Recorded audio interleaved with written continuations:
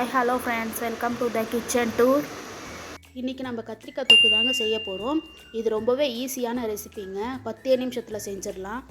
ஒரு குக்கரில் எண்ணெய் நல்லா சூடுபடுத்திக்கிட்டேன். 1 ஸ்பூன் கடுகு, 1 ஸ்பூன் சோம்பு,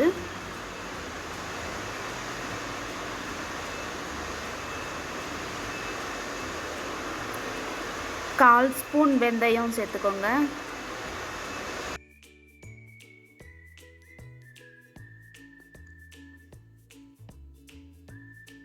ஒரு 10 பல் பூண்டு சேர்த்துக்கோங்க.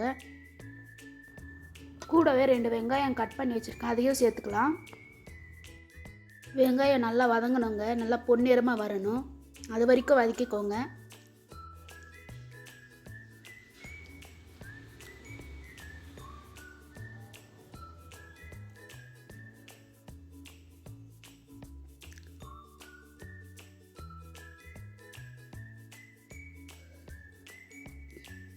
வெங்காயம் நல்லா பொன்னிறமாக வந்துடுச்சுங்க. இப்போது 4 தக்காளி கட் பண்ணி வச்சுருக்கேன், அதை சேர்த்துக்கலாம்.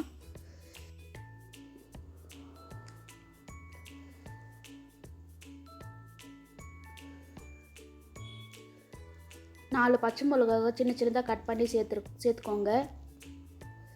இப்போ நல்லா வதக்கிக்கோங்க. தக்காளி நல்லா மசியணும்.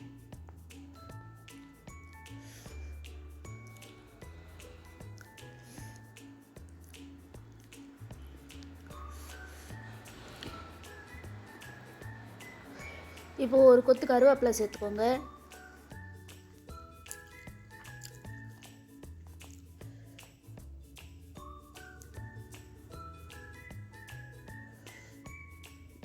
தேவையான அளவு உப்பு, 1/2 ஸ்பூன் மஞ்சத்தூள்,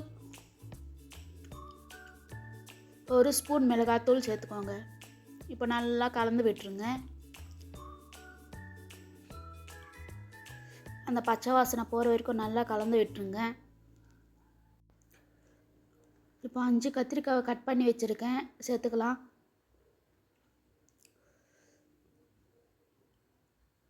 சேர்த்து நல்லா கலந்து விட்டுருங்க. ஒரு 5% கத்திரிக்காய் நல்லா வேகிற வரைக்கும் கலந்து விட்டுருங்க.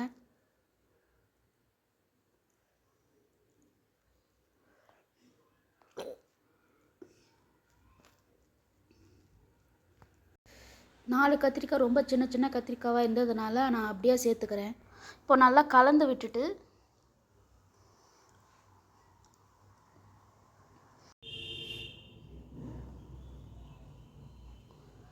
இப்போ கத்திரிக்காய் நல்லா வதங்கிடுச்சு.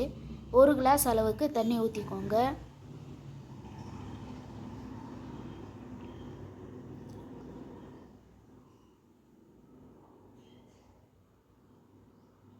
ஒரு கொத்து கருவேப்பிலையும் சேர்த்துக்கோங்க.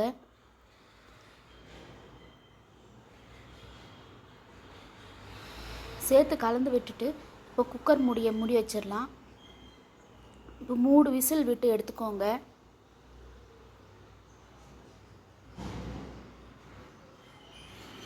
மூணு விசில் வந்து ஸ்டீம் நல்லா இறங்கிடுச்சுங்க. இப்போ குக்கர் மூடியை ஓப்பன் பண்ணிக்கலாங்க.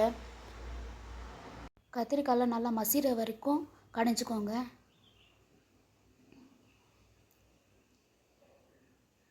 அவ்வளோதாங்க, இப்போ நம்ம சர்வ் பண்ணிடலாம். இந்த வீடியோ உங்களுக்கு பிடிச்சிருந்துச்சுன்னா லைக் பண்ணுங்கள், கமெண்ட் பண்ணுங்கள், ஷேர் பண்ணுங்கள். மறக்காமல் சப்ஸ்கிரைப் பண்ணிக்கோங்க. கூடவே இருக்கிற பெல் ஐக்கனையும் கிளிக் பண்ணிக்கோங்க. பாய்.